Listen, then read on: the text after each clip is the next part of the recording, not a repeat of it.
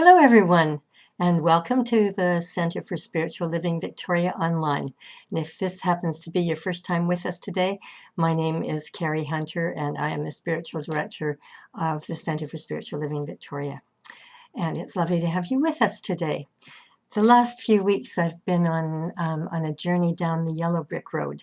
For those of you who remember the story of the Wizard of Oz, Dorothy is on that journey, having flown up from Kansas into the land of Oz as a result of a tornado. And last week, I talked about her meeting with Scarecrow. And I think the important thing about that specific message, if we're looking at it metaphysically, is that Dorothy had come to a fork in the road. And she didn't know which way to go. She was off to see the wizard. She wanted to go to the Emerald City. She wanted to get home. Back to Kansas again, and couldn't go back the way she came. And so she was standing there kind of stuck. And then she saw Scarecrow. And she asked Scarecrow which way she should go. And Scarecrow pointed down one road and then pointed down the other, which wasn't much help at all. And Dorothy became engaged in conversation with Scarecrow. Scarecrow was just so forlorn because he didn't have a brain. And all he ever wanted was to have a brain. And eventually he got down off the pole where he'd been for many, many months and collapsed into a heap. And then he gradually was able to rise up again and, was singing and dancing and really wanted to follow Dorothy because he was convinced that the wizard at the Emerald City was going to give him the brain that he wanted. And the interesting thing at this juncture, of course, is that at least spiritually speaking, is that Scarecrow had been attached to a post in a field for a long time. And as I said last week, he'd had so much time to just look at the sun and the moon and the stars, to look at the garden, to see the birds flitting by, to see the butterflies, to see all of nature. And that's kind of like when we're in a state of meditation. We go into that quiet place where we sense that beauty that's around us and that inner beauty as well. And it's an important place for us to be before we decide what it is we really want, what our vision is going to be, which direction we're going to take. So Scarecrow had gone through those things, and I would suggest that Scarecrow is really part of Dorothy. Again, if looking at this metaphysically and metaphorically and spiritually, Scarecrow was the part of Dorothy that didn't know what she really wanted for sure. She wanted to go home, but remember, when she was in Kansas and she was sitting on the swing singing Somewhere Over the Rainbow, she was wistful. She wanted something more in her life. So perhaps Scarecrow was part of that longing. Anyway, the two of them set off down the path together. They're on their way to the Emerald City. And along the way, they get hungry. And I won't go into the long story of how they found a lot of apples on the ground, but they did, and they started to eat apples. And then suddenly, Dorothy came upon this rigid man. And turns out it was Tin Man. And this is where we meet Tin Man. That's my topic this week. And Dorothy had never quite seen anything like that before. And so he couldn't move. He wasn't speaking. He couldn't do anything. And Dorothy knocked on his chest. And I thought that was quite an interesting metaphor. It's kind of like knocking on the door. Knock, and the door will be opened. Ask, and you shall receive. She was knocking on the heart of the Tin Man. And he managed to say oil can. And there, quite magically, was an oil can that was sitting on a stump nearby. And Dorothy took the oil can and first of all put it in his mouth so that he could speak. And then she started putting it in all of his joints so that he could have more motion. And Tin Man told her that the person who created him without a heart. And he said there he had been wandering around with no feelings, with no heart. And he was in a rainstorm. And then he rusted. And when he rusted, he could no longer move, and he was quite helpless. So Dorothy told him about the journey that she and Scarecrow were on. They were off to see the wizard. And the Tin Man thought that perhaps if he went with them, that he too could have his heart's desire met, that he could have a heart. And so he's singing and dancing as well, just like Scarecrow did when Dorothy met him, and after they got into discussion, and after he decided he wanted to follow the yellow brick road as well. So they're on the yellow brick road now. And the whole image of the Tin Man wanting a heart, I think is what is really, really significant as we explore this topic, and as we look at the yellow brick road, as we look at the undercurrents of the story of the Wizard of Oz and of the yellow brick road itself. There's been a lot of research that has been done on the heart in recent decades. And, we've lived so long in this intellectual world where, we've been taught that science is the most important thing of all. And science is important. But I think so often it's been that we've learned to neglect our hearts, neglect our intuition, because we're so much in our heads all the time. And the research that's been done is really, really interesting, because it turns out that the heart has greater memory than the brain. Think of that. And it also vibrates to 40 times the vibration of the brain. It's firing off more neurons all the time. It has incredible intelligence. Now, how do we know any of this? A lot of this research comes from near-death experiences. And I won't get into a lot of wonderful stories here, but I suggest, if you're interested, that you might read a book called The Heart's Code, because there are all kinds of stories in that about near-death experiences and what happens to people when they come back, but also what happens to people who have transplants. When people have heart transplants, it's more than just the heart itself that's changed. Something happens that changes within them. Most of them start to have cravings for food they've never eaten before. They often like different kinds of music than they've ever liked before. They have phrases that come to mind that they've not used before, and they don't really know what they mean. And what happens is they have the memory of the heart of the person that they inherited the heart from when they had the transplant. Fascinating, fascinating information. But also, what's really important when we're thinking about the heart is we need to understand that our brains can make up all kinds of stories. We can use our brains, our minds, to make up all kinds of stories that are not true. Just think about the stories that you tell yourself about how you're not good enough for whatever you're not good enough for, or whatever the story might be. You're not pretty enough, you're not old enough, you're not young enough, you don't have enough money, you don't have enough education. These are all stories that we make up. But the thing is, the heart never lies. And so we need to go into that contemplative place, the place where Scarecrow was, so that we can listen to our heart's desires. And perhaps we need to find that path, the way that is back to our hearts. It's such an important part of our journey. Our intellect doesn't always warn us about what's going on, about what's happening to us. It's our intuition that does that. And sometimes we can walk into terrible situations because we're not listening to our intuition. And we've all had those experiences from time to time where we've done that.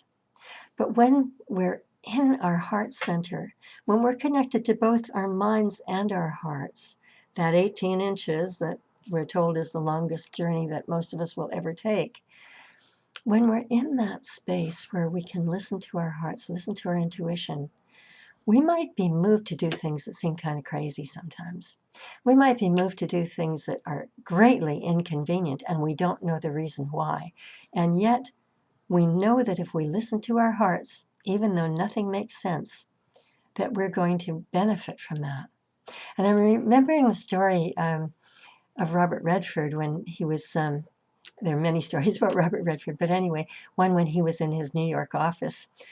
He's had a New York office ever since his career took off, while he lived in Utah, just outside of Park City, in a beautiful home up above his ski resort at Sundance. And that was home, but also he had a home in LA. And he had put together a movie deal in New York, and he was booked to take a flight out the next morning. So he finished the movie deal faster than he thought he was going to do. And he was torn between, rushing and getting his bit of luggage together and getting to the airport and changing his ticket and, hoping that he'd get there on time. All of those things where everything just seemed too much, where would be more convenient to say, well, I'm just going to stay here the night. I'm going to relax. I'll get the flight in the morning. I've already got it booked. Wouldn't that be easier? Well, he ended up doing the inconvenient thing. And he was in LA within 5.5 hours or so after he left New York.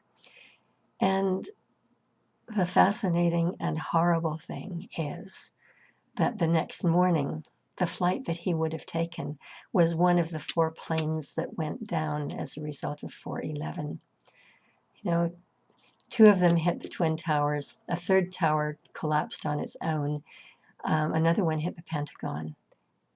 And the 4th plane plunged into the ground in Pennsylvania. And everyone on that plane was killed. If Robert Redford had been on that plane, he would have been killed. And when he heard it, he said he just whispered, "There but for the grace of God." He listened to his intuition. There are many, many stories about that day. There are many stories about how people didn't make it to the office in the Twin Towers that day, or in the 3rd tower, which no one ever talks about. But, there was a man who was walking to work. He had new shoes. He had a blister on his foot, and he stopped at a convenience store to pick up some Band-Aids to put on his blisters. And it made him too late to get to work, and the towers had come down. Another woman stayed home because her child was sick, and she decided not to go to work that day. She was going to stay home and look after him. There are other people who slept in. I know the son of the Premier of British Columbia at the time, Gordon Campbell's son, was in New York, and he had a meeting scheduled at the World Trade Center that morning, and he forgot to set his alarm, and he slept in, and he didn't make it. There are numerous stories, wonderful stories, about what kept people from going. There's this divine guidance that we have, this intuition, this divine message that we get. Perhaps in this case we could call it divine interference, but it's all connected to our intuition. And that intuition is ensconced in our hearts. And it's there that we have to learn to listen, to really, really listen to them. The heart tells us. The heart tells us, and we can trust the messages that we get from our hearts. They're not going to lie to us. The thing is, we need to learn to trust them. And that takes some practice. I know Ernest Holmes said that experience tells us that intuition is God in man. It comes from the heart, not from the brain. It's God in man. Think about that.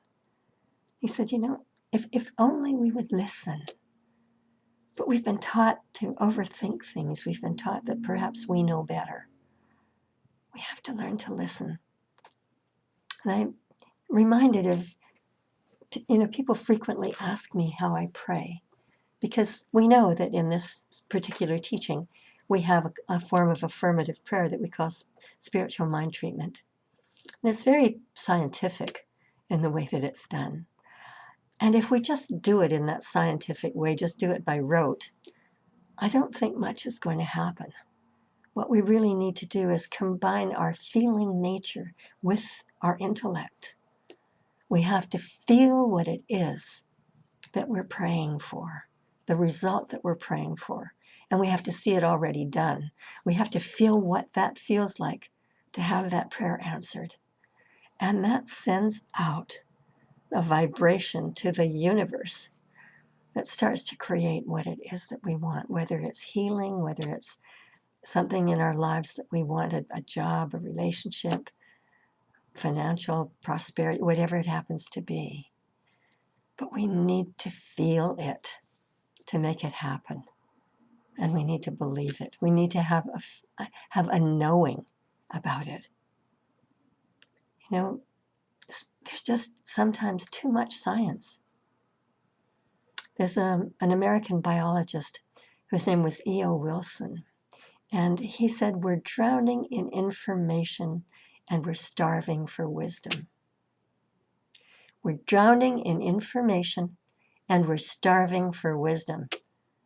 Isn't there a lot of truth in that? Starving for wisdom. We're overloaded with information every day coming from so many sources, particularly in this age of technology in which we live. There's something changing every day, and we have more and more and more information, and everything that we ever wanted to know is right there at the touch of a mouse on our computers or on our smartphones. You know, I'm thinking that this time of quarantine is a time for gaining wisdom. You know, it's a time when we can listen to our inner beings. I keep saying what a great time for meditation.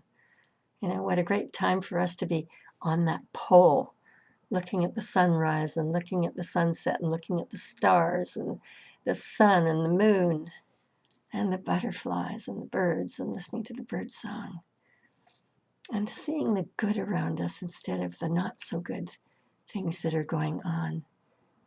It's a perfect time for gleaning wisdom, for getting into that heart space where we can actually find that wisdom. It's so important. And I find that more and more I'm getting stories from people who are they're sending me all kinds of scientific information, scientific research, a lot of which contradicts other scientific research. You know, there are things about to vaccinate or not to vaccinate. Would it be good to have a vaccine, or is it all just a conspiracy to kill us all off, or, you know, to hurt our brains in some way? And there are people saying Bill Gates is a dangerous man because he's trying to find a vaccine. He's putting a lot of money into this, and that he has been vaccinating children in developing countries. And there are other people who think he's an incredible hero. You know, we're getting that mixed information, and we can synthesize this stuff with our brains. But really, we have to go into our hearts to ask our own hearts what's true for us. And what is true for me might not be true for you. You know, we all have different needs. We all have different things that are going to help us along the way. But there are so many stories, and lately I've been sent articles by scientists, reputable scientists, I'm told, and I've Googled them to find out how reputable they might be. And one of the interesting things that is fairly consistent that they're saying is that the toxicity of this earth is compromising our immune systems to the point where we cannot withstand serious illnesses any longer. These unknown viruses that suddenly emerge. And they're saying that these do emerge because of the toxicity of our planet, because we haven't taken care of it, because we have smog and polluted oceans. And, you know, we're seeing a difference at this time while we're quarantined. I think I mentioned a couple of weeks ago that the people in India are seeing the Himalayas for the first time in their lifetimes for many people. The people in China were seeing blue skies. They were hearing birds singing for the first time instead of the hum of traffic. You know, we're noticing a difference in our environment. There is a kind of blue bee that has come back that had disappeared forever, we thought. You know, I was sent a photograph one day of outside the town of Banff for some lakes called the Vermilion Lakes. And there were probably 150 elk and deer walking along the side of the riverbank. No one had ever seen that in their lifetime. We were always, when I lived there, we were always seeing a few elk around or a few deer. That was pretty commonplace. But we never saw herds of them, great long lines of them. And it's because there were no people. There was no traffic. The town site was closed. We have to look at these things, I think, and wonder what it is we're doing. What is in our hearts? What are our hearts telling us about this time? And what is it that we can do about it?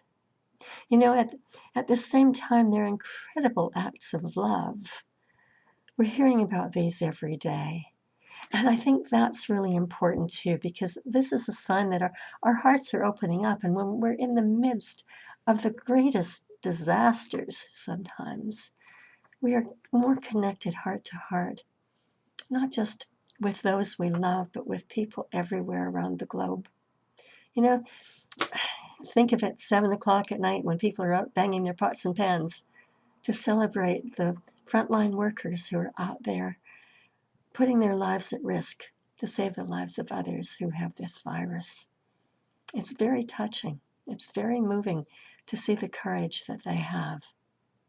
And I saw on television a story of a young boy, 15-year-old, who is a junior in high school in the U.S.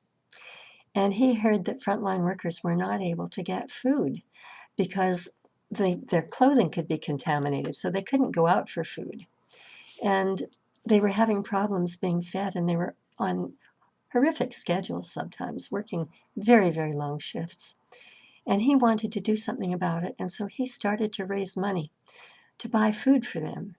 He knew that restaurants were suffering, and so he raised money in 7 states in the United States to provide food for frontline workers in hospitals and care facilities. That's extraordinary. And he said he's continuing to do it, and he's going beyond the 7 states now. And the person who was interviewing him said that their network was giving him a gift of $5,000 for what he was doing because it was so inspiring. And he was so excited. And he didn't say that $5,000 is going into my bank account for my education or anything like that. It was $5,000 that he could personally put into feeding the frontline workers. That just touches my heart so much. One of the most touching stories that I heard, again, heart to heart, 170 odd years ago, when the potato famine was happening in Ireland, people were starving. They were dying of starvation. And the Hopi and Navajo nations in the United States heard about this. And together they raised $170. Not much money to us today, a lot of money back then, but certainly not extraordinary amounts of money. And they sent that $170 to Ireland to help feed the people.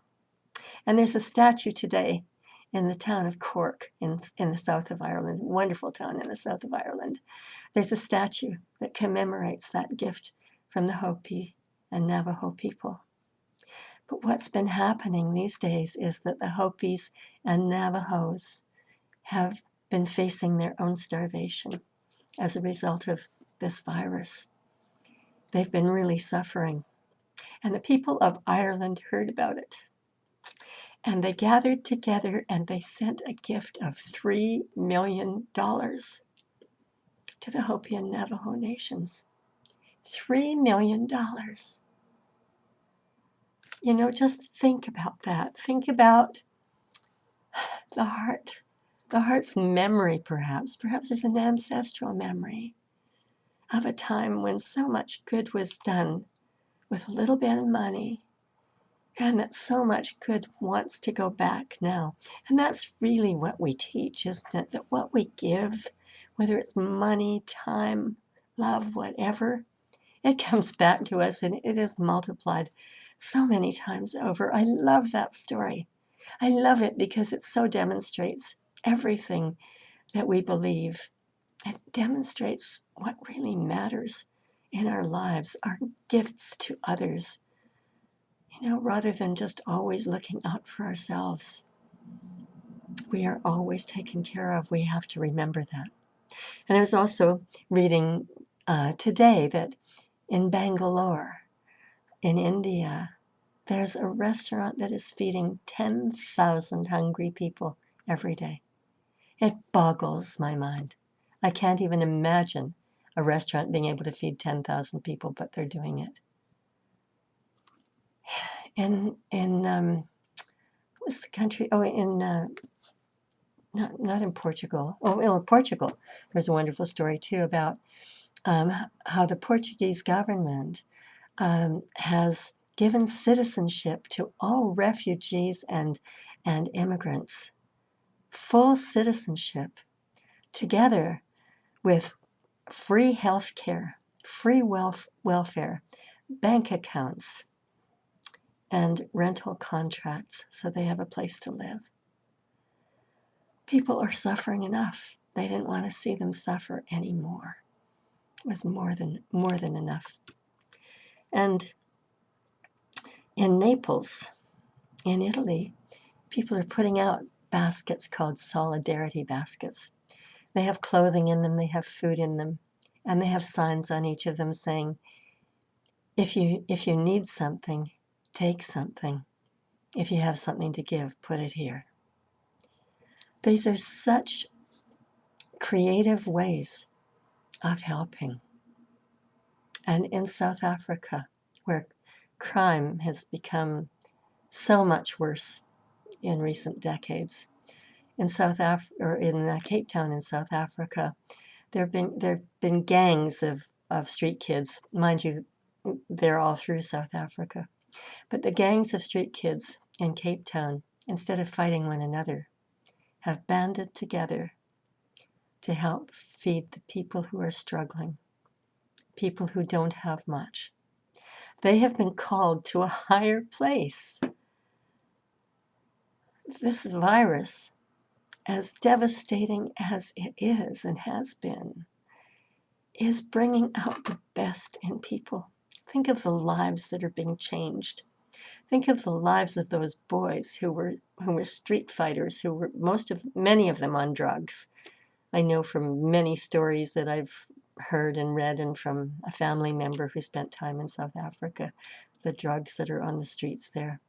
Think of the change in the lives of those boys who are gang members, who now are all one, and who are one with those that they are helping along the way. My God. My God is an awesome God. That's what I can say today. And these are all gifts from the heart. And so as we explore the yellow brick road, as we travel down the yellow brick road with Dorothy, and maybe as Dorothy, with Scarecrow and Tin Man as parts of ourselves, wanting to have the intellect that we need to make good and wise decisions about things that require the intellect, and to have a wonderful heart, the heart that guides us, that tells us exactly what it is that we really need to do in any given situation, the heart that tells us to inconvenience ourselves, only to find out that the next day that it saved our lives. The Tin Man is looking for his heart. Are we looking for ours? Have we been neglecting it? Have we put it aside? This is the time. This is really the time for all of us to come together as a collective heartbeat, the heartbeat of the universe in each one of us, and to do all that we can to help other people on our own special journeys down that metaphorical, metaphysical yellow brick road. What's the good that we can do? All of these stories from the heart are stories about love, the love for all of humanity, the love that we were born with that sometimes has to be reawakened. It's being reawakened now in some of the most unusual ways. some of the most special ways. And I just say, God is so good. Let us follow our instincts. Let us follow our intuition. Let us spend time communing with our hearts.